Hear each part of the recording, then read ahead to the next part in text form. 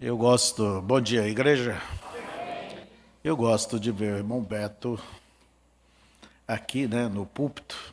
Esse é o lugar dele, cantando domingo pela manhã, domingo à noite. E nós devemos agradecer a Deus por ele, não é certo? Ele tem sido uma bênção ao longo de tantos anos. E temos sido muito abençoados pelo cântico e devemos orar para que Deus lhe dê a orientação, os hinos que deveria cantar.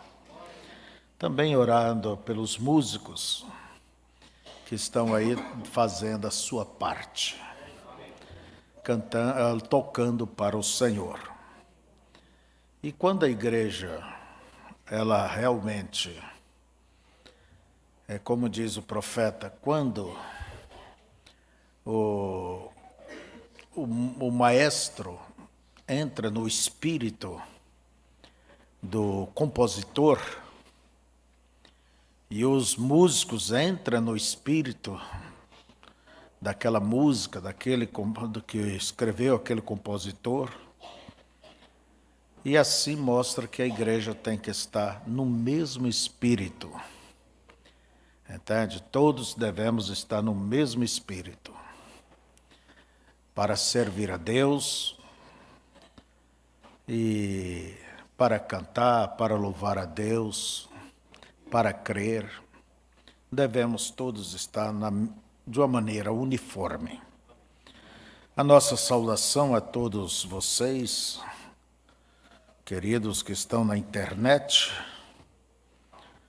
Sempre há muitas pessoas que têm sido beneficiados por este meio, pela internet. E é tão simples, Você hoje vivemos um tempo de tecnologia. Você pode estar em qualquer parte do mundo e acompanhar os cultos aqui, acompanhar as pregações. Então é algo muito bom que antigamente nós não tínhamos. Quem é que lembra daquele tempo das folhonas grandes, mimeografada? Não tinha mensagens igual temos. Quando saía uma mensagem, aquilo era caso de festa, sabe? Eu lembro uma vez, quando conseguiram aquela mensagem, Águias de Deus. Eu estava trabalhando na cidade, eu trabalhava de cobrador, minha cidade não oferecia muita opção de empregos. Mas eu não vi a hora de chegar à noite para a gente ir na igreja e ouvir aquela mensagem. Eu recordo que as eras da igreja, eu recordo de eu andando de bicicleta e lendo a mensagem Tiatira. Tirava os olhos, colocava. Era o tempo que eu tinha. A gente tinha que espremer. Tinha escola, tinha trabalho, tinha tanta coisa. Mas hoje nós temos fartura. Olha que é fartura versus fartura, Mas vocês nunca esqueçam que é justamente na fartura é onde está o perigo. É onde está o perigo. O rapaz olha para a mesa, o filho olha para a mesa, ali tem 5, 6 ou mais qualidades de comida, e diz, não tem nada que presta que eu goste, não vá almoçar. Dá vontade de pegar pelo colarinho e levar lá em um lugar bem difícil, que tem uma vida difícil, e de mostrar, está vendo o que eles têm? Está vendo essa criança? Ele só tem batata assada, e veja como come com a boca boa, Você tem bife, você tem galinha, você tem arroz, você tem feijão, você tem salada, você tem de tudo. Mas é assim, como diz o profeta, um ditado: filho que cresce com colher de prata na boca nunca dá gosto por nada, não dão valor. Então, você sabendo que isso é um perigo, você vai se cuidar de você mesmo, para que não caia nesse redemoinho e seja tragado por ele, porque o que ele leva é a frieza espiritual, é a perca do amor e o crescimento da iniquidade. E por aumentar a iniquidade, diz a Bíblia, o amor de muitos se esfriariam. Você deve cuidar. Hoje temos também as buscas de assuntos dentro da mensagem. É tão simples, né? Põe ali a palavra, o que você quer e aparece todas as vezes que o profeta falou sobre aquilo. É tão simples. Então veja vocês, mas isso nunca irá ocupar o lugar da leitura, da meditação. Um pastor, ele pode chegar e... Igreja, irmão Brana disse isso, irmão Brana disse aquilo, irmão Brana disse isso, irmão Brana disse aquilo. Quando, na verdade, ele não deve cair neste redemoinho. Ele tem que ler, ele tem que orar pelas suas mensagens, ele tem que buscar inspiração, saber o que é que Deus quer falar para a sua igreja, e não ficar só, irmão Brana disse isso, pegou, fez o apanhado ali rapidamente, 5, 10 minutos antes de ir para a igreja, e fica com essa ladainha toda. Quando o próprio profeta diz que você tem que se recolher, meditar, orar, entende? Você tem que se preparar e não perder tempo com conversações inúteis e ocupando tempo com coisas que não edificam. O papel de um pregador, de um pastor, é um papel vital, porque é ele que distribui o alimento para a igreja, não ele que multiplica, ele que dá, mas é ele que distribui. Quem multiplicou os pães foi Jesus, mas quem distribuiu foi os apóstolos. E nós devemos procurar distribuir o pão de uma maneira justa para todos. Agora, se a pessoa não veio à igreja, entende? O que pode se falar? Talvez esteja já cheio, rico e abastado, né? É isso aí. Ah, eu já sei, eu conheço a mensagem, eu conheço isso, eu conheço aquilo. E o profeta de Deus diz, se Deus está em seu coração, você mal espera o momento dessas portas se abrirem para vir e ter companheirismo com Ele. Então você tem que afastar tudo aquilo que te afasta de perto de Deus. Amém? E lembre-se bem, mantenha Deus ao teu lado, porque quando Deus, Ele é afastado, alguém vai se aproximar, ocupar esse lugar.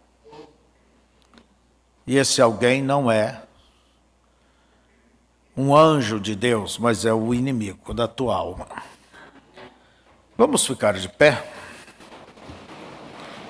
Nós damos boas-vindas a todos que aqui se encontram. Nós vemos que temos ali atrás um casal atiniano, é isso? Do Haiti.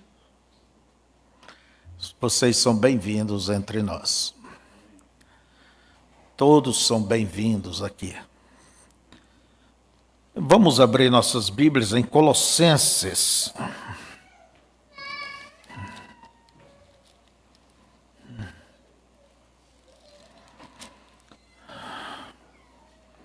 Colossenses capítulo 1.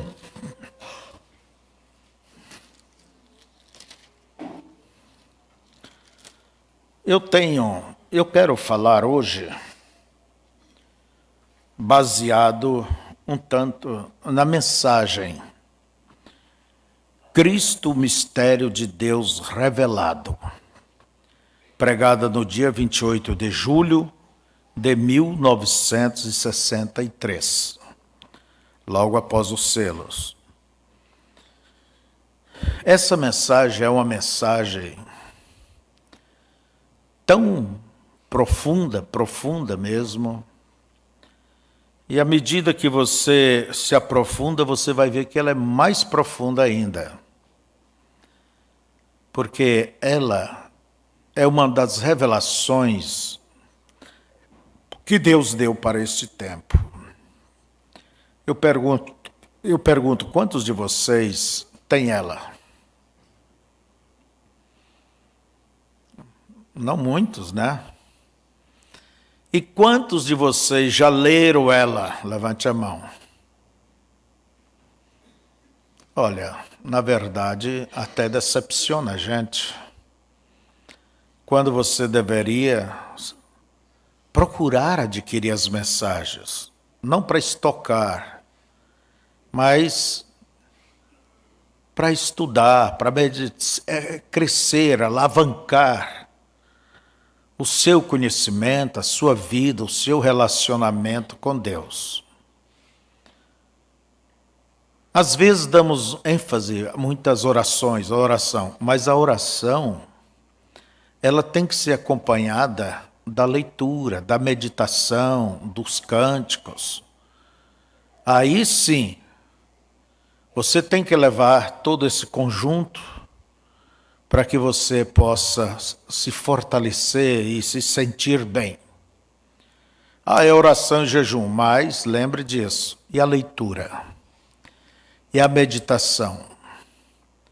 E ouvir a palavra? Porque a fé não vem pela oração nem jejum. A fé vem pelo ouvir a palavra de Deus. É o que disse Jesus.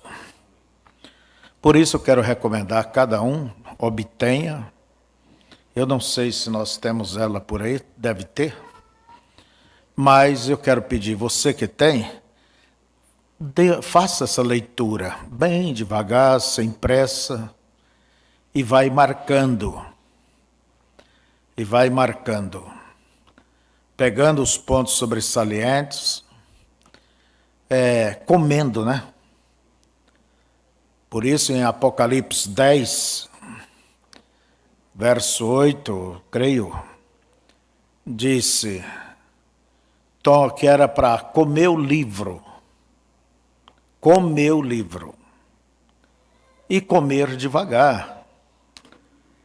Os animais limpos no Velho Testamento, eles eram aquele como boi. Come, depois deita e vai remoer. Você vem no culto e depois vai remoer o que ouviu, conversar, entende? Examinar. É assim que se cuida o lado espiritual. Entende? O lado espiritual. Pessoas simplesmente dizer, vou orar e vou jejuar. É igual pisar no acelerador do carro, mas não sabe para onde vai. Está dando velocidade, mas não sabe para que lado está indo. Você tem que dar atenção às mensagens. Senhor, me dê uma boa memória. Senhor, fale comigo. Leia a Bíblia. Medite na Bíblia. Quando você ora, você falando com Deus. Quando você está lendo a palavra, ouvindo, é Deus falando contigo. Então vamos ler Colossenses capítulo 1, começando do verso 15. Creio que é. A Bíblia diz assim, falando de Cristo, o qual é a imagem do Deus invisível, o primogênito de toda a criação. Porque nele foram criadas todas as coisas que há nos céus e na terra, visíveis e invisíveis, sejam tronos, sejam dominações, não é denominações não, dominações, poderes, né? Sejam principados, sejam potestades, tudo foi criado por ele e para ele. E ele é antes de todas as coisas, e todas as coisas subsistem por ele. E ele é a cabeça do corpo da igreja, é o princípio primogênito dentre os mortos, para que em tudo tenha a preeminência. Porque foi do agrado do Pai que toda a plenitude nele habitasse, e que, havendo por ele feito a paz, pelo sangue da sua cruz, por meio dele reconciliasse consigo mesmo todas as coisas, tanto as que estão na terra como as que estão nos céus. E vós também, que noutro tempo eres estranhos e inimigos, no entendimento, pelas vossas obras más, agora, contudo, vos reconciliou no corpo de sua carne pela morte, para, perante ele, vos apresentar santos e irrepreensíveis e inculpáveis, se na verdade permanecerdes fundados e firmes na fé, e não vos moverdes da esperança do evangelho que tendes ouvido, o qual foi pregado a toda criatura que há debaixo do céu, e do qual eu, Paulo, estou feito ministro. Regozijo-me agora no que padeço por vós, e na minha carne cumpro o resto das aflições de Cristo pelo seu corpo, que é a igreja, do qual eu estou feito ministro, segundo a dispensação de Deus, que me foi concedida para convosco, para cumprir a palavra de Deus. O mistério que esteve oculto desde todos os séculos e em todas as gerações, e que agora foi manifesto aos seus santos, aos quais Deus quis fazer conhecer quais são as riquezas da glória deste mistério entre os gentios, que é Cristo em vós, esperança da glória. Oremos. Pai, acabamos de ler a Tua palavra e agora nós pedimos que o Senhor abra e fale conosco, Senhor. Ó Deus, abra o nosso entendimento para compreender as Escrituras, e o nosso coração queremos receptá-la, Senhor, receber. Faça com que esta escola, esta reunião, seja de grande proveito para o teu povo. Em nome de Jesus Cristo pedimos. Amém. Podeis assentar. Então, eu volto a bater na tecla para você aprofundar, mergulhar nesta mensagem. Cristo, o mistério de Deus revelado. Preste bem atenção no título. Cristo é o mistério. Cristo é o mistério de Deus revelado. Quer dizer,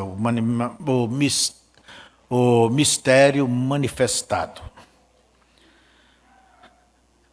Jesus, ao ler a Bíblia, qualquer leitor, a primeira coisa que ele irá observar é que Jesus é o tema principal de toda a Bíblia, desde o Gênesis, passa pela lei, passa pelas cerimônias ali do templo, tudo fala dele. passa pelos profetas, todos falaram dele. Por isso nós temos aqui o profeta dizendo, parágrafo 129, ele é o tema principal da Bíblia. Ele estava nos profetas, ele estava nos salmos, ele estava na história da Bíblia.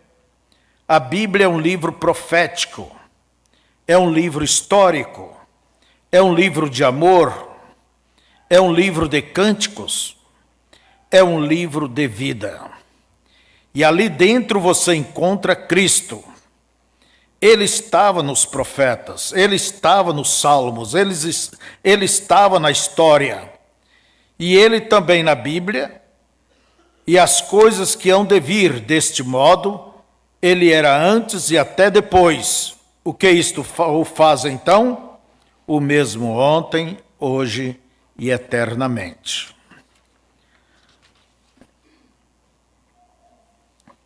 Então, nós encontramos, irmãos,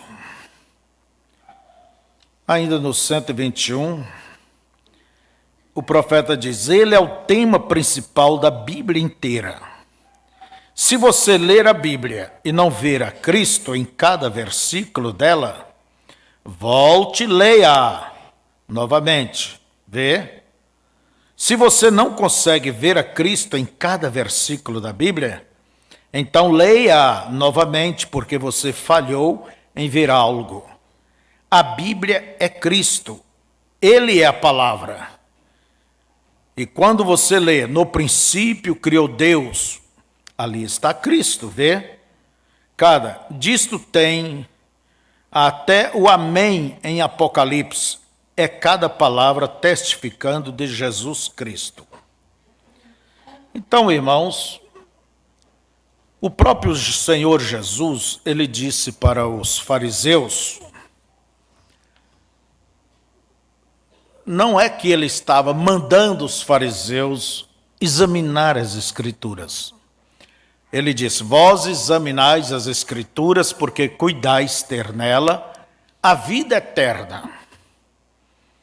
Quer dizer, eles examinavam as Escrituras porque pensavam ter nela a vida eterna. E Jesus disse, veja que elas testificam de mim. E aqueles homens não puderam ver Deus. Mesmo Jesus dizendo, se vocês não creem em minha palavra, creia nas obras, porque elas testificam quem eu sou. Eles conheciam de cor e salteado a Bíblia e não via Deus, não via as promessas. Por isso eles rejeitaram a Cristo. Olha que coisa tão terrível. No dia da crucificação, lá estava a Bíblia se cumprindo. Vamos dizer, cada templo podia ver lá o monte onde Jesus estava crucificado, cumprindo o Salmo 22. E eles cantando, quem sabe, este salmo. E ali diz, crucificaram-me as mãos e os pés. Olham para mim, maneia a cabeça e diz, confiou em Deus? Que o livre. Desça da cruz, né? Eles não podiam ver que as Escrituras estavam se cumprindo. Não podia ver que as Escrituras estavam se cumprindo. E eles eram homens, vamos dizer, santos. Eles nasceram numa linhagem. Seu pai, seu pai do seu pai, o seu bisavô, tataravô, entende? Eles eram homens que não tinham onde apontar o dedo. Mas eles não reconheciam as Escrituras.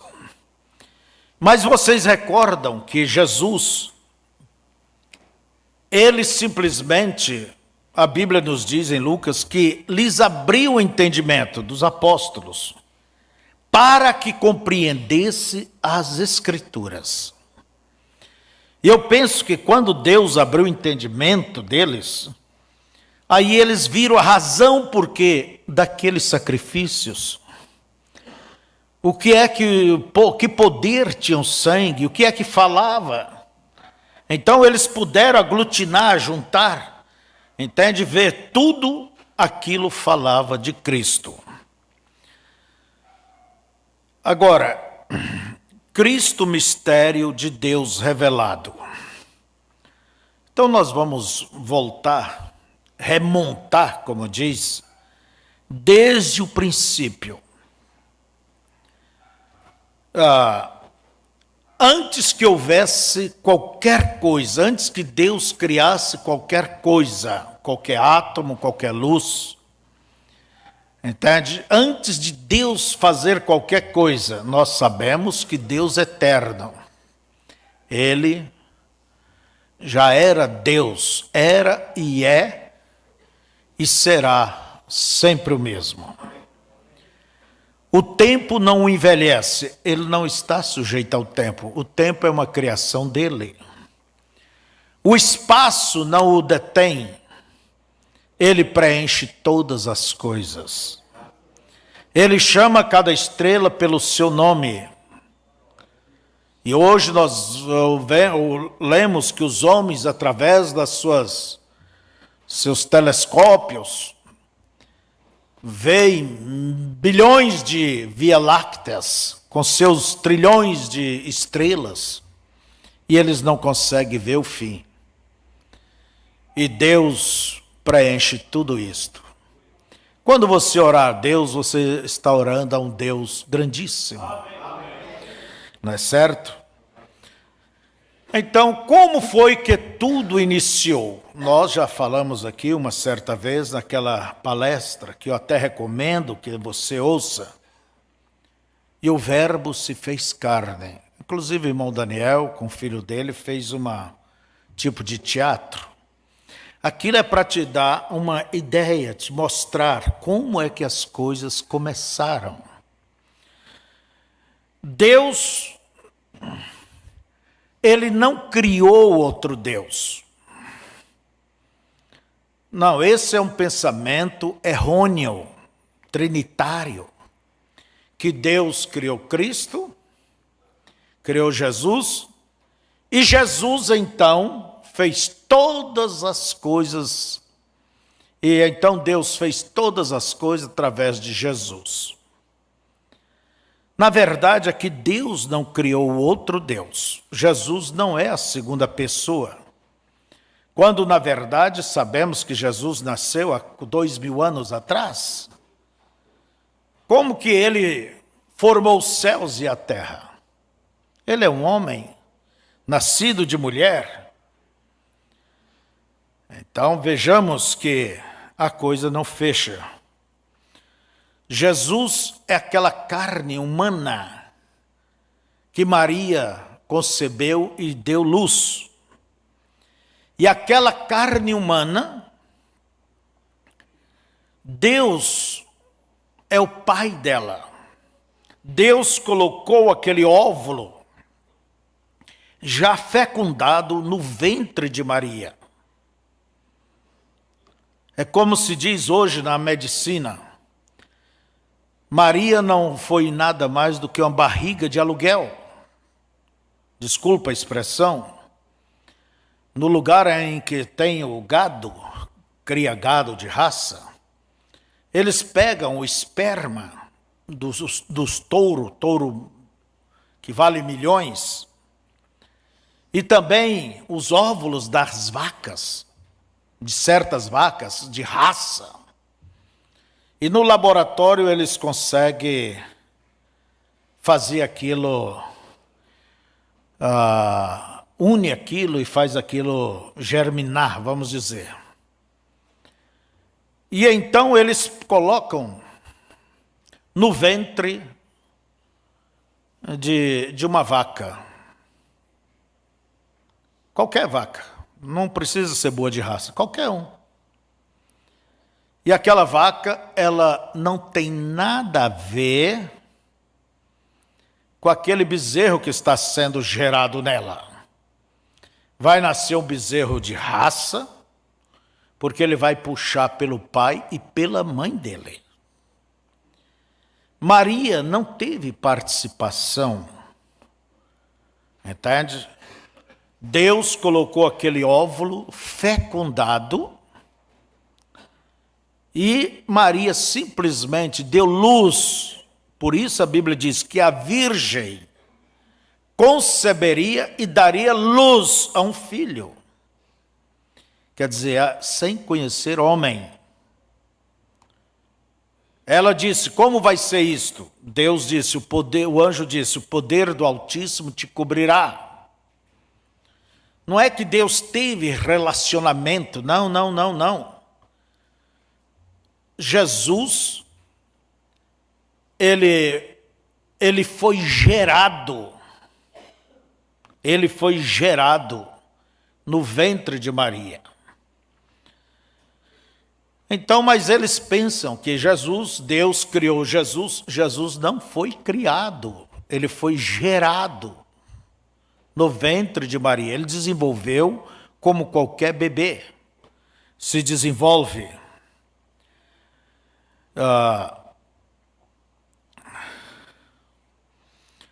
Então, agora, a ideia que muitas pessoas têm é esta, que Deus criou Jesus e por ele tudo então foi realizado, foi criado. Então, tudo foi criado a partir dali. Mas esquece de olhar isso, que no princípio, São João capítulo 1, o verso 1 em diante, que no princípio era o Verbo, e o Verbo estava com Deus. E o Verbo era quem? Era Deus. Quer dizer, era Deus no princípio, o Verbo estava com Deus e o Verbo era Deus. Nós chamamos isto a palavra. No princípio, olha bem, vou ler. No princípio era o Verbo, que é a palavra, chamamos hoje. Os teólogos dizem, era o Logos de Deus. No princípio era o Verbo estava com Deus e o Verbo era Deus. E ele estava no princípio com Deus. Todas as coisas foram feitas por ele, e sem ele nada do que foi feito se fez. Nele estava a vida, quer dizer, neste Logos, e a vida era a luz dos homens. E agora a luz resplandece nas trevas. Como que ela veio resplandecer? Quando Deus se fez carne. E as trevas não a compreenderam. Não a compreenderam. Então vamos entender isso aqui. Deus habitava solito, sozinho, com seus grandes planos, com seus mistérios. E ele nunca ia revelar isso de uma só vez, de uma só pancada. Então Deus, como um engenheiro, vamos dizer assim, ele tinha seus projetos. Ele vivia com seus pensamentos. Isso é bem no princípio. Quando não havia nada, Deus já era Deus. Ele é antes do princípio. E nós vemos que uma palavra é um pensamento expressado, é certo? Se você diz laranja, você pensou laranja. Se você diz abacate, é porque você pensou abacate. Por isso, às vezes, dizemos, fulano falou sem pensar. Não, ninguém fala sem pensar. Toda palavra é um pensamento expressado. Então Deus, ele tinha os seus planos, seus mistérios, seus pensamentos. Nele estava, vamos dizer, todos os atributos de ser pai, de ser criador, de ser consolador, de ser salvador. Nele habitava todos esses atributos. Atributo é uma qualidade que Deus tinha para poder fazer as coisas. Agora, como que ele poderia manifestar, trazer para fora esses atributos? Se ele tinha até então só os seus pensamentos, seus planos. Então, a primeira coisa que foi realizado foi isso. Deus expressou esse pensamento. E esse pensamento é aquele logos, aquela luz. Vamos agora ver uma luz. Esse é o pensamento expressado de Deus. E através deste logos agora, é que Deus haveria de fazer vir à existência tudo aquilo que ele tinha planejado. Mas aquele logos não era um segundo Deus, ele era o próprio Deus. No princípio era o verbo estava com Deus e o verbo era Deus. Ele era o próprio Deus.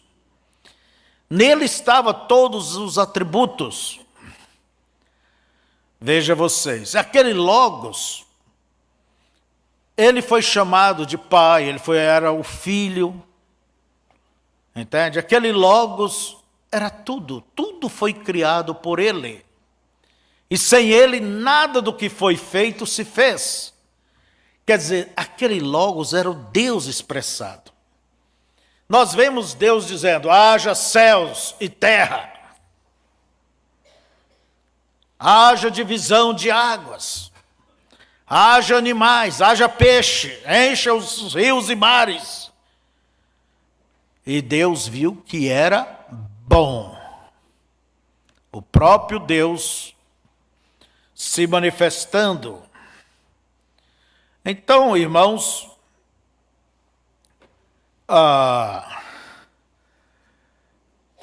agora, Deus fez tudo com um grande propósito, com objetivos. Eu estou falando devagar, quero que você me dê atenção. Deus não faz nada sem objetivos, Deus não fala nada sem um motivo, Deus não joga a conversa fora. Tudo que ele faz tem propósitos definidos. Agora, dentro de Deus havia esse grande mistério. Eu estou falando o que eu aprendi. Entende? Você vai ler a mensagem, vai ver o profeta falando, mas a gente está procurando falar de uma maneira mais direta e simples para que qualquer um possa ver bem. Então Deus, ele tinha um grande plano. Por isso ele criou as coisas, e a primeira coisa que ele deve ter criado foi os anjos, porque a palavra Deus significa objeto de adoração.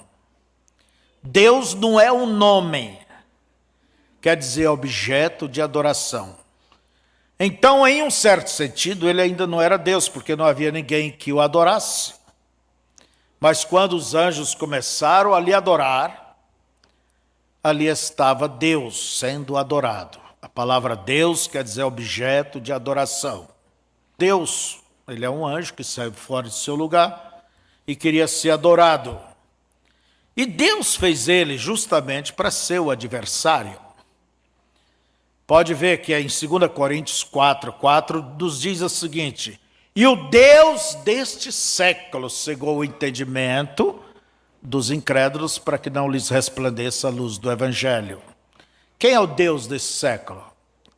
É o bicho velho, né? É o diabo. Não é isso mesmo? Agora, Deus, ele tinha planos. Por isso que ele criou todas as coisas. mundos visíveis e invisíveis. Ele criou todas estas coisas, dimensões dentro de dimensões. Entende? Por exemplo, o inferno não é daqui a alguns bilhões de quilômetros, e nem o céu. Há uma dimensão, tudo está meio entreverado aqui. Por exemplo, nesse instante aqui dentro, tem pessoas rindo, pessoas cantando, pessoas tocando, tem cores, pessoas dançando. Basta, se a gente tiver aí o rádio, ou melhor, a TV, poderia captar essas ondas. A TV, ela não vai produzir aquelas figuras, elas só pegam, porque isso está aí nas ondas. São dimensões, dentro de dimensões. E as Escrituras nos diz que aquilo que foi feito, o que se vê, foi feito por aquilo que não se vê.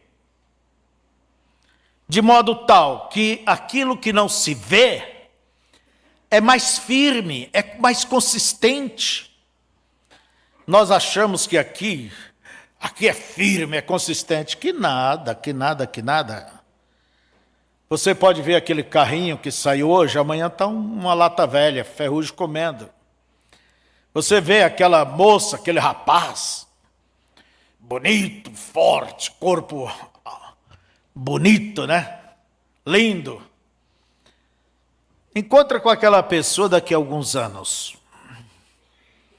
Você vai encontrar na cara dela pé de galinha, rabo de galinha, pescoço de galinha. Vai achar tudo. O camarada tão bonito vai virando pura pança. Não é certo? As pernas vão afinando, o bumbum termina. Desculpa eu dizer essas coisas, mas tudo passa, irmão. Eu estava olhando minha velha mãe, que está conosco. Quem quiser visitar ela, bem-vindo. Vai para 88 anos, tem 87. Minha nossa, não é aquela que eu conheci. Para dar um passo, para descer um degrauzinho, é um sacrifício. Por isso eu digo, não queira ficar velhos. Não queira. O que tem que fazer, irmão Febrônio? Eu acho que é morrer antes. Só se não tem outra saída. Porque a velhice é isso, ela desmancha. Aquela árvore tão frondosa cai, dali uns dias você pisa por cima, sua perna entra dentro, ela está podre. Hoje, os impérios antigos, dos faraós e grandes coisas, você tem que cavar uns 10 metros para saber onde eles tinham os palácios de inverno, as suas piscinas e tudo mais. Então, tudo aqui é transitório. Tudo aqui passa. Mas só Ele permanece. Eu gosto disso. Ele é o mesmo. Todas as demais coisas são areias movediças. Mas Ele é a rocha inabalável. Só Ele, irmãos. Então, para Deus não há tempo, não há espaço. Não há presente, não há futuro, não há passado. Para Ele tudo está ali. E Ele fez tudo por Ele e para Ele. Por isso Paulo diz, nele vivemos e nele nos movemos. Então Deus tem seus planos que Ele iria concluir. E um plano de Deus é um plano consumado já para Ele. Para nós não, depende de muitas coisas que deva se encaixar, mas para Deus nada é impossível. Deus não tem que reformar nada, Ele não tem que aprender nada. Ele não tem que dizer, isso aqui não deu certo, eu vou deixar isso de lado. Não. O seu primeiro pensamento é o mesmo, hoje será sempre o mesmo. Então, veja bem, Deus, ele tinha em tudo isto um grande objetivo. Por exemplo, ele tinha em mente obter uma família, ter uma família. Quem é o homem que não quer ter uma família? Deus, ele queria ter a sua família, que chamasse pelo seu nome, aonde ele seria amado, honrado e venerado. Então, veja, isso lá na mente de Deus. Vamos dizer que ele criou todas as coisas, já, a terra, os céus. E ele, por último, criou o homem, Adão. A palavra Adão quer dizer vermelho. Foi feito do barro, por certo, um barro vermelho, né? Meio vermelho. Qual era o grande plano de Deus? Esse grande mistério que Deus tinha dentro de si, ele não ia revelar de vez, já. Por quê? Porque isso seria muito misterioso. Calcula um grande Deus desse jeito, o ser humano não veria, não entenderia, não saberia de nada. Mas Deus haveria de se revelar este plano dele devagarzinho, como a professora ali no primeiro aninho, ensinando a criança, pegar o lápis, escrever, conhecer essa letra, aquela letra, depois ajuntar, depois formar palavras. Qual era o grande plano que Deus tinha em mente? Guarda bem.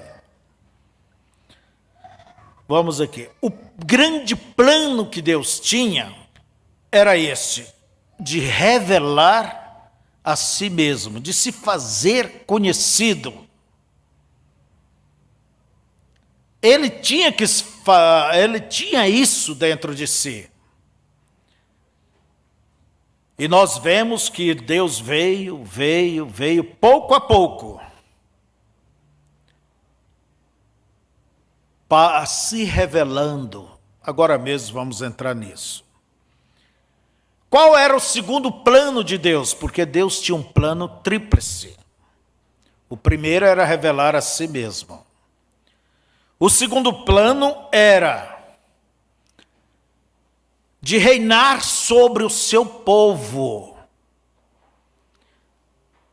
Isto quer dizer o quê? Deus, ele queria ter um povo. Como a cabeça, ela tem domínio sobre o corpo. Levanta a mão, abaixa, fecha, abre dedos, fecha a mão. Deus, ele tinha um corpo, ele queria ter esse corpo que é chamado a sua igreja, a sua noiva, que estaria conectado a ele. O seu grande plano, o segundo plano era reinar sobre um povo. E o terceiro era qual? Era levar este povo de volta ao Éden restaurado. Ao Éden restaurado. Então, irmãos, qualquer pregador que ele for pregar qualquer coisa, aí está as 3 linhas mestras. Se ele for olhar lá no passado, ele vai falar sobre Jesus, Deus se revelando. Como? Ali estava Abraão por matar o seu filho, era Deus se expressando no exemplo daqueles homens, e eles nem sabiam que eles estavam servindo para escrever a Bíblia com as suas atitudes. E aquele mesmo monte era o Monte Moriá, que quase 2.000 anos depois, Jesus foi crucificado. Pai, aqui está o cutelo, aqui está a lenha, e cadê? Aqui está o fogo, e cadê o cordeiro? Deus proverá para si o cordeiro, meu filho. Deus não permitiu Abraão sacrificar o seu filho. Mas uma coisa é, Deus sacrificou o seu filho por nós. Tudo isto era símbolos. Tudo no Velho Testamento são símbolos. Por isso, se um pregador, ele falar da futura cidade, Nova Jerusalém, ele vai falar do reino restaurado. Se ele falar hoje do perdão, da salvação, ele está falando da revelação, Deus se revelando como Salvador em Cristo. Não há como fugir dessas três linhas mestras. Delas é que deriva todas as demais. Vocês estão entendendo? Que o Senhor vos abençoe. A primeira coisa, como diz o profeta, Deus se revelou em Cristo, e tudo que é Cristo foi derramado na igreja, e a igreja no reino, volta ao reino restaurado.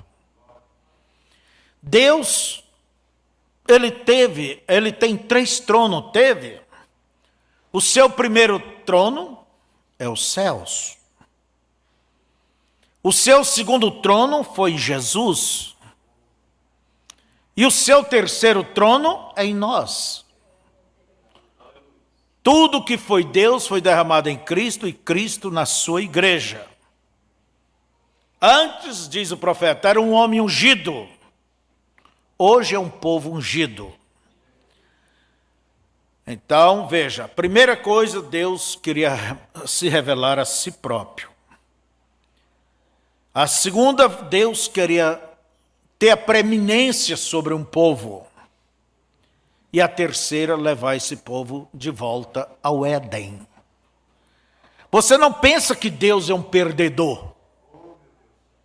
Não. Deus, ele não é um perdedor. Mas pastor, Eva pecou, Adão pecou, aquele Éden foi destruído. Ora, o homem ele caiu em pecado, isso afastou Deus dele. Mas também por outro lado, isto deu oportunidade a Deus dele manifestar os seus atributos como Salvador. Como ele poderia ser Salvador se não tivesse ninguém perdido? Poderia ele ser curador se não tivesse ninguém enfermo? Poderia ele ser um consolador se não houvesse ninguém desesperado? Nele estava todos os atributos, ser pai, ser filho, ser Espírito Santo, ser curador, ser salvador, ser protetor. Todos os atributos, como diz a Bíblia, estava ali.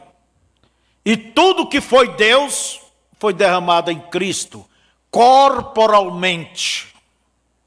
Os atributos de Deus se manifestou em Cristo. Então, amados,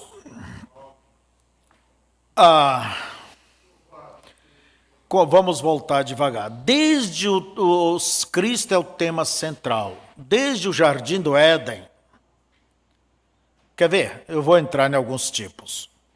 Adão e Eva eram o tipo de Cristo e a igreja. Eva caiu e Adão foi atrás dela no seu exílio, de olhos abertos. Ele amava tanto ela que ele não suportava ver ela ir sozinha. É a mesma coisa. Jesus veio ao mundo de olhos abertos. Ele sabia o que ia acontecer com ele. Mas ele veio para nos resgatar. Eva, de onde ela foi tirada? Do lado de Adão. E de onde a igreja ela é tirada? Do lado de Cristo. Quando feriram, dali saiu o quê? Sangue e água. Representando o quê? Justificação e santificação. E saiu daquele corpo o espírito. Então a igreja ela é tirada do lado de Cristo. Ela existe em Cristo, como Eva existia em Adão. E quando Eva foi tirada de Adão, e Adão pôde pôr os olhos nela, como dizemos, foi amor à primeira vista. Ossos dos meus ossos e carne da minha carne. Ali estava aquela mulher, aquele animal, vamos dizer assim. Adão tinha dado nome para todo mundo. E agora? Mas estava alguém que batia com a forma dele. Ele olhou para ela e deu a identidade dela. Você sou eu e eu sou você. Tu és carne da minha carne e osso dos meus ossos. Será chamado varoa, porque do homem foi tirado. A igreja também ela é tirada de Cristo. Então, tudo que você vê dentro da Bíblia são tipos, são sombras, são prefiguras. Aleluias por isso. E nós vemos também, por exemplo, na vida de José do Egito. Você já viu que José do Egito, você já viu que Jesus foi vendido pelo quase o mesmo preço que José do Egito foi vendido? Vê que não havia aí muita inflação, né? Jesus foi vendido por 30 moedas de prata. E José tinha sido vendido por quantos? 28? Sei lá, por aí. José, ele era espiritual.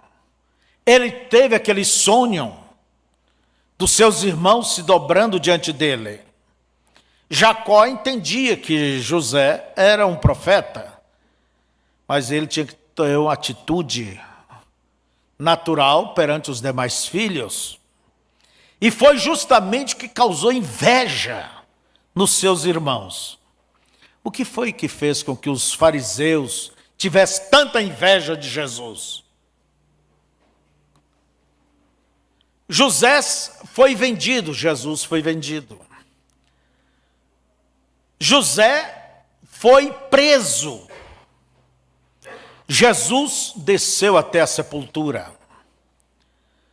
José saiu da prisão e foi ser o ministro de Faraó. Ninguém podia chegar a Faraó se não fosse por José. E Jesus, quando ressuscitou, subiu e assentou-se à direita de Deus. Direita não quer dizer o braço direito. Direito. A direita quer dizer, é ação. Você diz, aquele fulano é o braço de fulano. Quer dizer, é ação, é por onde vem os mandos, os comandos, né? José, com a revelação dos sonhos, ele salvou o Egito, que representa, olha bem, os gentios. E não só os gentios, depois ele alcançou o seu povo. José casou com a noiva gentílica, Jesus tira de entre os gentios também uma noiva. Então, tudo que você vê dentro da Bíblia são prefiguras. Por exemplo, você olha para Davi, entende? Olha para Davi, o rei expulso pelo seu próprio filho, pelo seu próprio povo. Lembra que Jesus também subiu o monte ali chorando, amontado naquele burrico, e ele levantou a lamentação: Jerusalém, Jerusalém, quantas vezes eu te quis juntar como a galinha junta os seus pintainhos, e tu não quisestes. Eis que a casa ficará vazia. Quer dizer, Deus vai se retirar. Se tu visse do que a tua paz depende, mas isto está encoberto aos teus olhos. Então você observa aqueles sacrifícios ali no Velho Testamento, todo o trabalho que havia no templo ali ao redor, uma nação inteira voltada aos sacrifícios, à adoração, a isto, aquilo, mas tudo era em torno do propiciatório. Tudo em torno do propiciatório. Do sangue ali sobre o propiciatório. E Jesus, ele é visto em cada etapa. Naquelas cortinas, naquelas cerimônias, naqueles pães da proposição, naquele perfume antes de se entrar além do véu, cruzar o véu, e o perfume representa o louvor, entende? Então, tudo fala de Cristo. Os profetas profetizaram a respeito dele. Que tipo de ministério, como ele seria. Um filho nos nasceu, e o seu nome será Conselheiro, Maravilhoso, Príncipe da Paz, Deus Forte. E olha bem, Pai da Eternidade. Não é pequeno, né? A virgem conceberá e dará à luz um filho. Tudo fala dele. Então, irmãos, ali estava Deus, como diz, de pouco a pouco, se dando a conhecer através desses tipos, até que veio Jesus. Jesus foi gerado, nasceu. E aquele Logos, que é o próprio Deus, aquele verbo se fez carne. Jesus, ele é Deus. Por quê ele é Deus? Porque Deus habitou nele. Deus se encarnou nele. Deus se fez um com ele.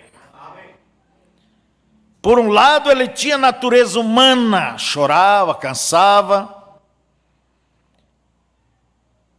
e envelhecia, né? Falava como homem, por um lado, mas por outro lado, ele era Deus. Como diz as Escrituras em Colossenses, que ele estando na forma de Deus, não usurpou ser como Deus.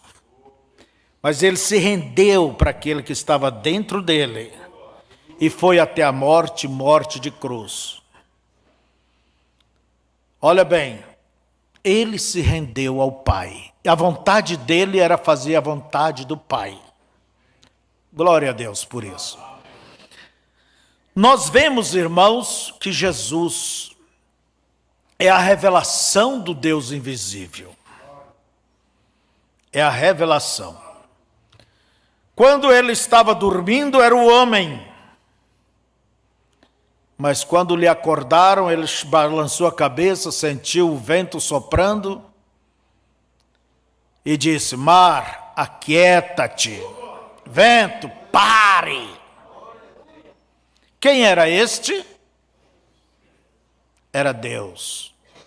E os discípulos perguntaram: que homem é este? Que até os ventos e o mar lhe obedecem. Eu lembro de um certo hino, acho um pedacinho só, que diz assim: certa vez em alto mar navegava, quando por violenta tempestade cruzava, quem nos salvará pensaram, e a Jesus que dormia despertaram, e assombrados se quedaram, quando a repreender la mar e salvienta um cessar, nunca hablado homem como este, mi Jesus, el Santo de Deus. Por aí, né? Coco não aprova muito o meu castelhano, mas ele já perdeu também. A Helena tirou dele um pouco o castelhano. E agora tem as netas, né? Então vejamos. Quando ele estava ali junto ao túmulo de Lázaro, era o homem que chorou, porque ele era tanto Deus quanto homem. Ele tinha como homem se fazer nosso parente redentor, vir em carne, sofrer, sentir todas as tentações e vencer o diabo no próprio terreno dele. Era Jesus chorando, era o homem, mas quando ele disse, Lázaro, sai para fora. Este era Deus. Este era Deus. E as Escrituras nos diz, Deus estava em Cristo reconciliando consigo o mundo.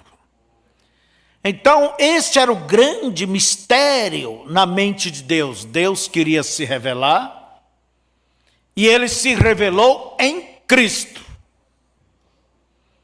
Por isso eu disse, o primeiro trono foi no céu, o segundo foi em Jesus e o terceiro é no seu povo hoje. E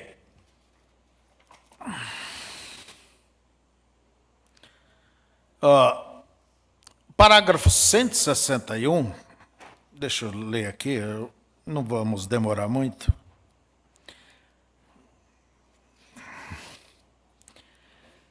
Agora, a plenitude completa da divindade corporizada.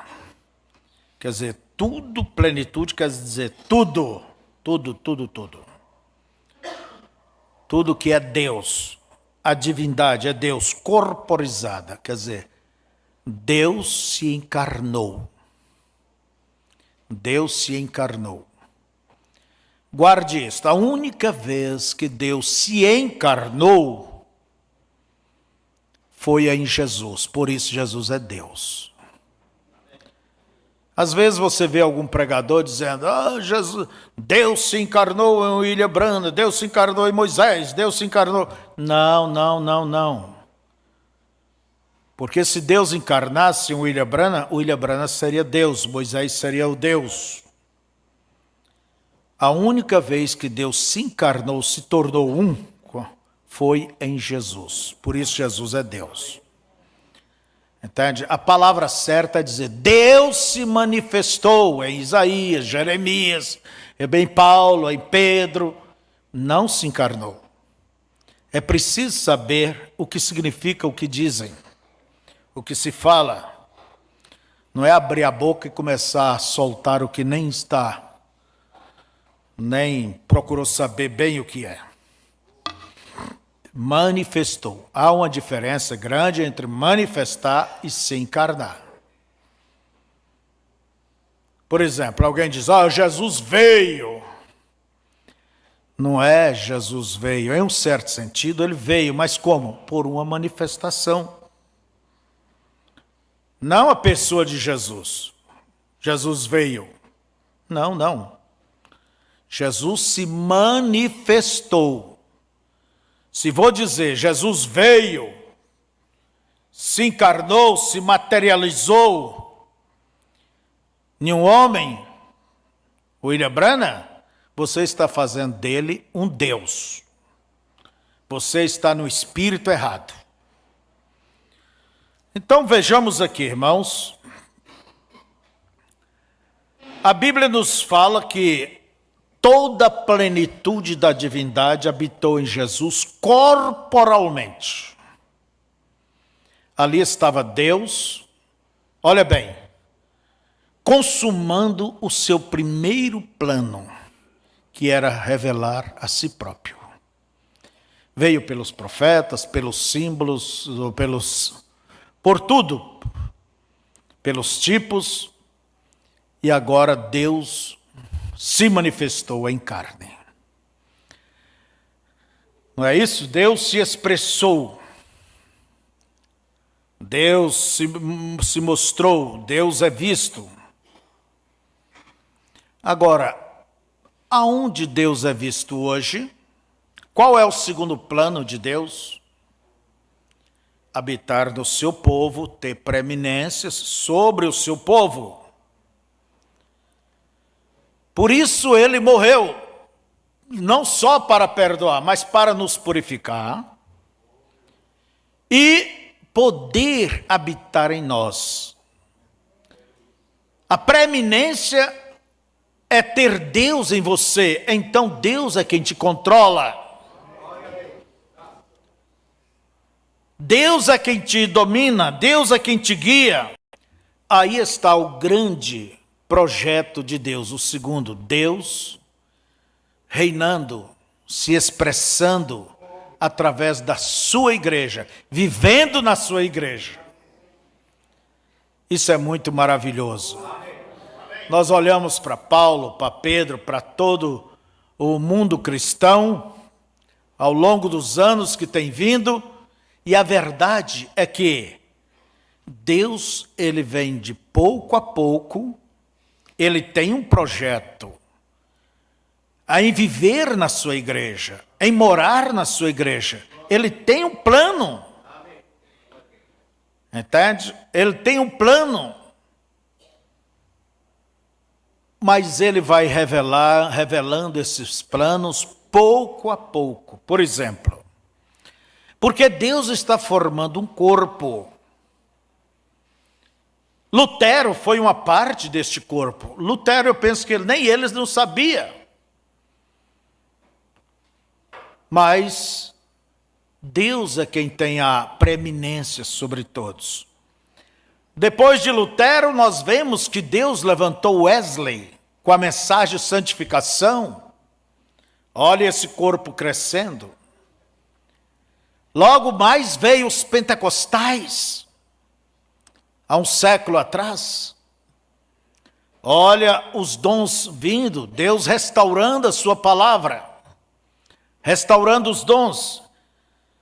E agora, por último, Deus, vamos dizer, se descortinou. Por isso as mensagens, elas revelam Deus para nós, os planos de Deus. O que é que Deus quer comigo, quer contigo, entende? E Deus, ele vai tratando sobre isto. Porque a sua igreja é o seu corpo, e ele é o cabeça da sua igreja. E qual será o próximo passo de Deus, diz o profeta? O rapto. É o arrebatamento.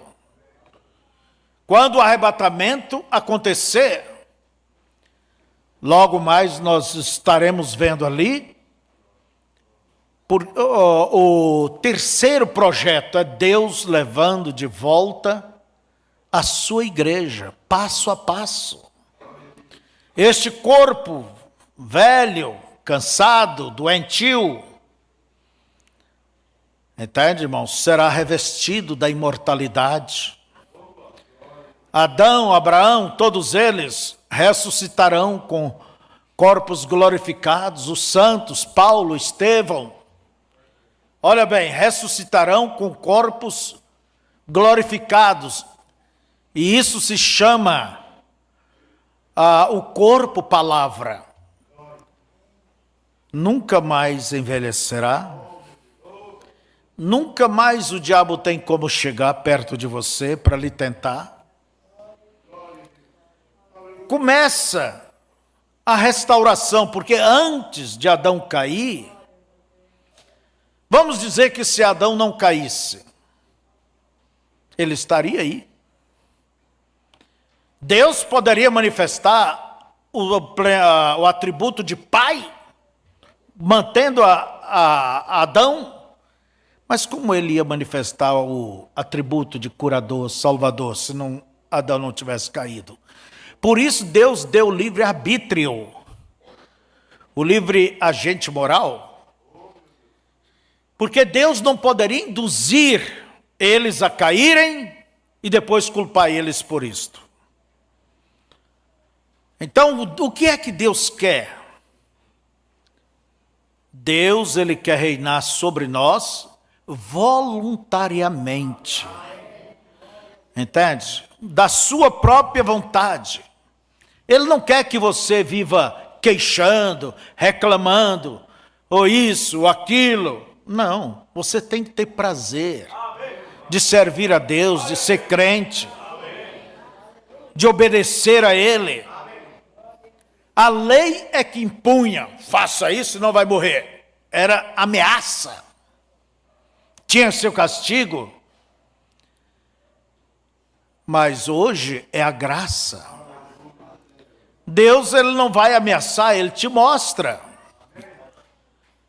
E Ele espera que você possa compensar, servindo a Ele de todo o coração.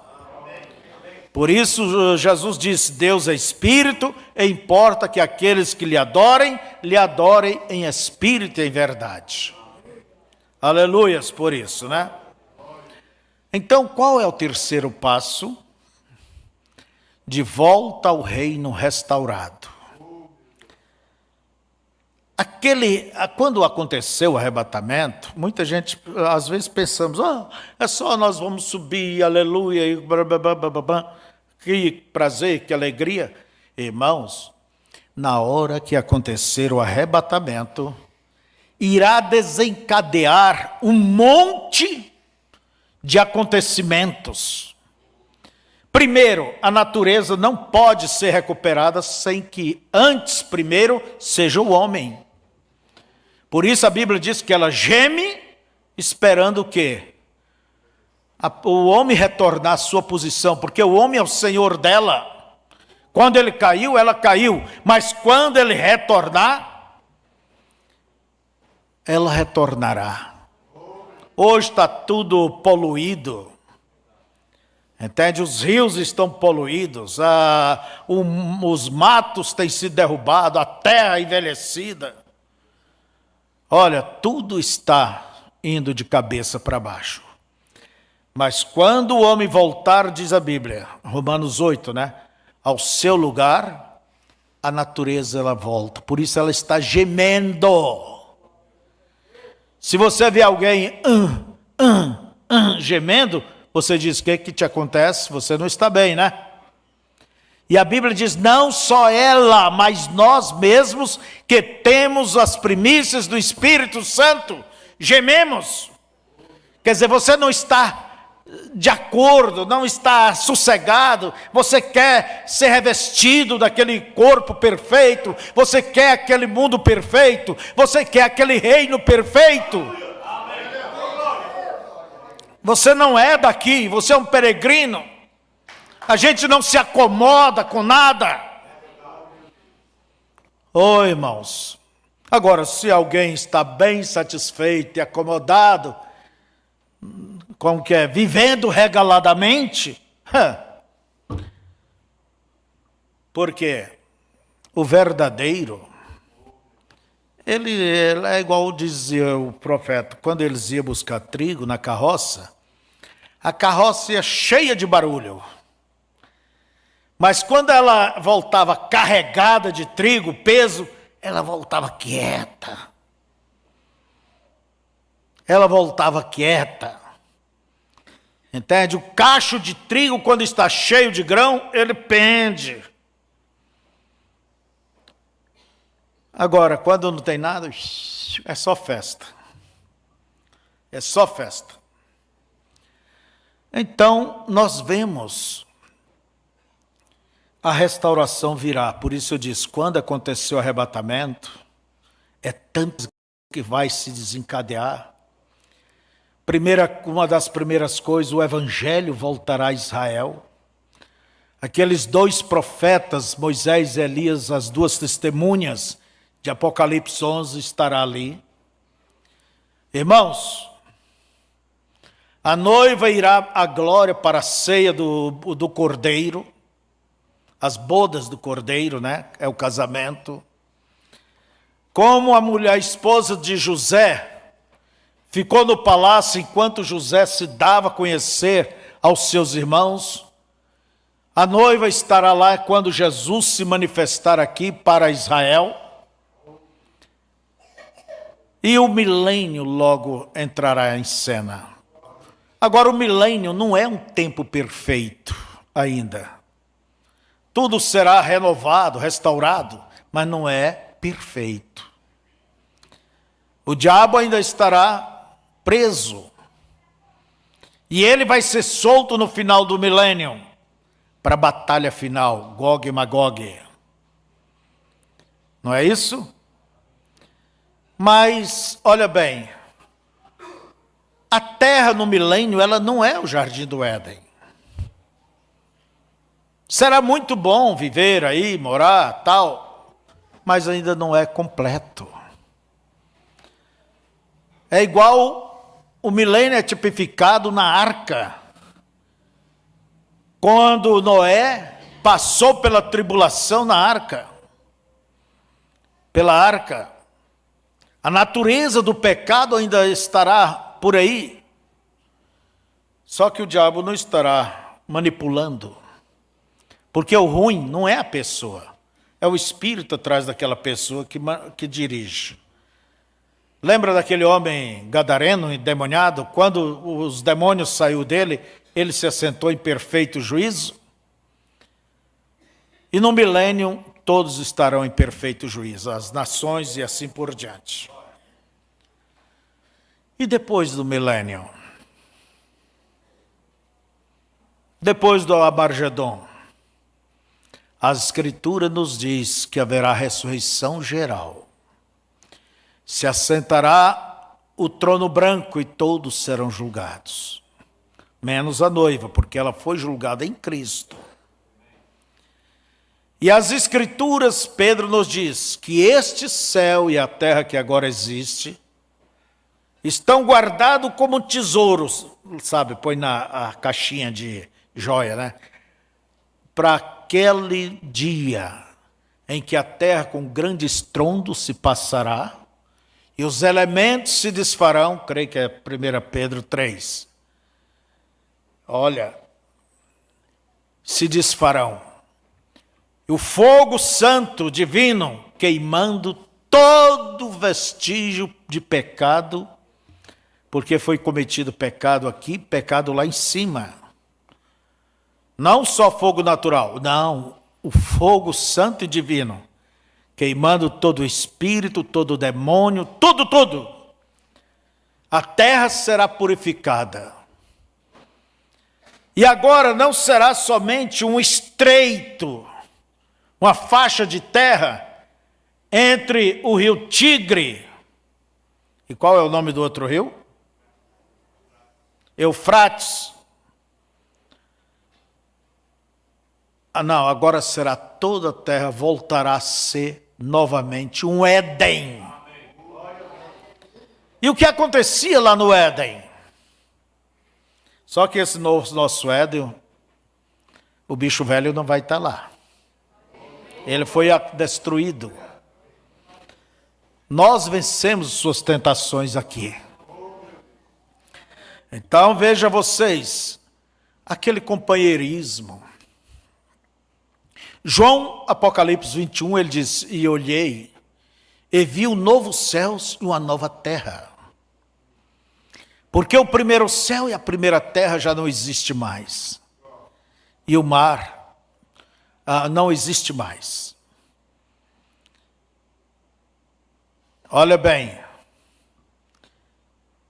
E ali sobre aquele monte, que vai começar pelo...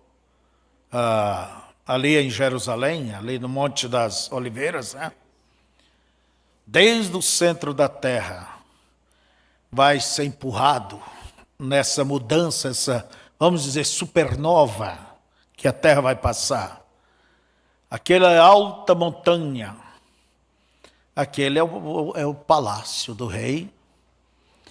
E Jerusalém, a nova Jerusalém, não é para o milênio.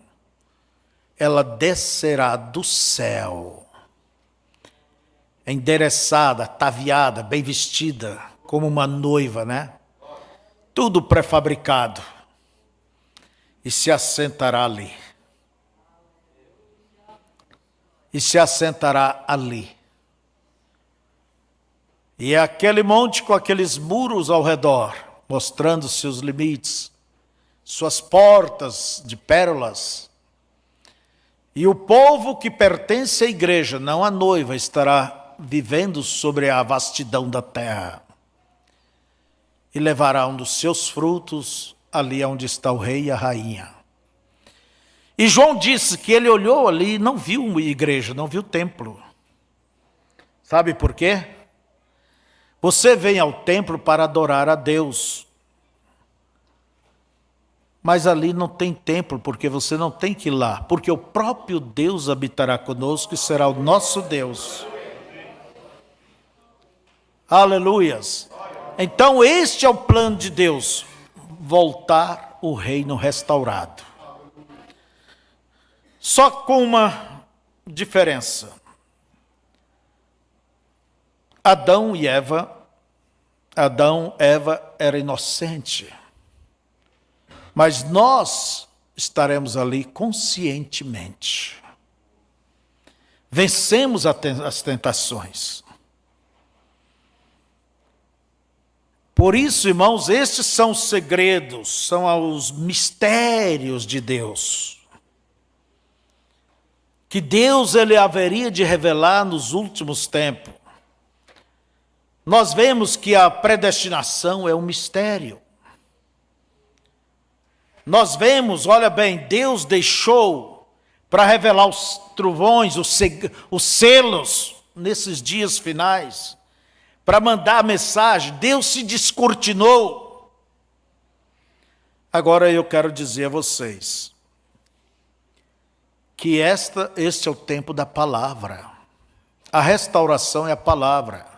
Você e a palavra se tornam um, você e Deus se tornam um. Esta é uma promessa dele. Como ele vai fazer, eu não sei. Você olha para você e você vê ainda uma guerra. Mas lembre-se, Deus prometeu dele se manifestar em plenitude na sua igreja. No seu povo, é uma promessa. Eu creio como Josué e Caleb criam. Você também deva crer. Deus tem prometido isto. Como vai ser isto, irmão Febrônio? Eu não entendo da mecânica, mas uma coisa eu sei. Quando a dinâmica vier, quando a coisa se manifestar, e olha que ela já tem sido manifestada. Deus está chamando os seus. Entende? Você tem vindo da onde? Da onde? Da onde? De que lugar? É Deus reunindo a sua igreja, o seu corpo. E Deus enviou todos, abriu os seus mistérios. Semente da serpente, todas as coisas. Você que conhece esta mensagem, não pode dizer que você não sabe disso. Mas o que é esta mensagem? Irmão, é a palavra de Deus sendo manifestada totalmente para que ele tenha a preeminência sobre você, sobre mim. Que ele reine sobre nós. Por isso os mandamentos de Deus não são pesados. Que Deus abençoe. Eu gostaria e quero refrisar para você ler, estudar com oração sobre esta mensagem, porque ela é o mistério que Deus tem revelado nestes dias. E como que o profeta vai a fundo em tudo isso. Não é certo? E nós não vemos a hora de estar de volta ao nosso lar. Pensa. Nunca mais ali do outro lado uma sepultura com flores. Uma mãe enxugando as lágrimas. Nunca mais balas perdidas matando. Nunca mais uma sirene gemendo, dizendo que ali vai uma pessoa que necessita de cuidados médicos com urgência. Irmãos, vale a pena ser crente. Deste mundo eu não sou, vou em busca do meu lar. A vaidade terminou. Eu não sou deste lugar. Vou com Cristo, aleluia. O caminho é distante, mas não posso aqui ficar. Vou com Cristo, aleluia. Vou em busca do meu lar.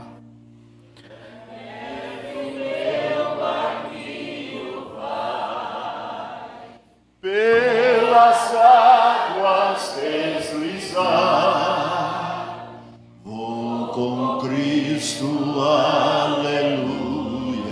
Assim por ele, muito além me espera o Pai, lá no porto além do mar, vou com Cristo, aleluia. Este mar é revoltoso, traiçoeiro e não tem luz, mas não temo, aleluia. Meu piloto é Jesus, lá nas praias eternas. Quão lindo é o meu lar, vou com Cristo, aleluia. Lá o sol nunca jamais no infinito vai brilhar. Vou com Cristo, aleluia. Nem de lâmpadas humanas não teremos tosca luz, pois na senda muito gloriosa Jesus Cristo nos conduz. Amém.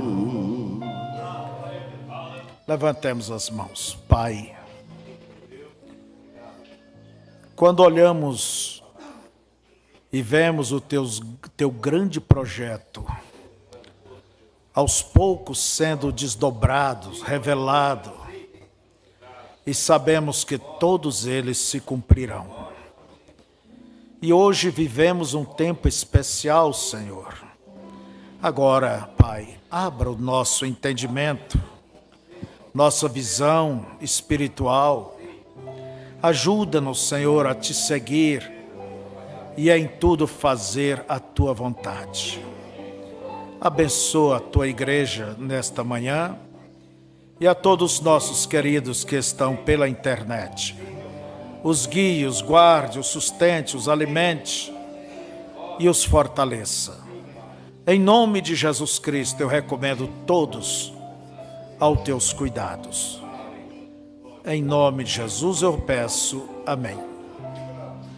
Que Deus os abençoe, Deus os guarde e até pela tarde.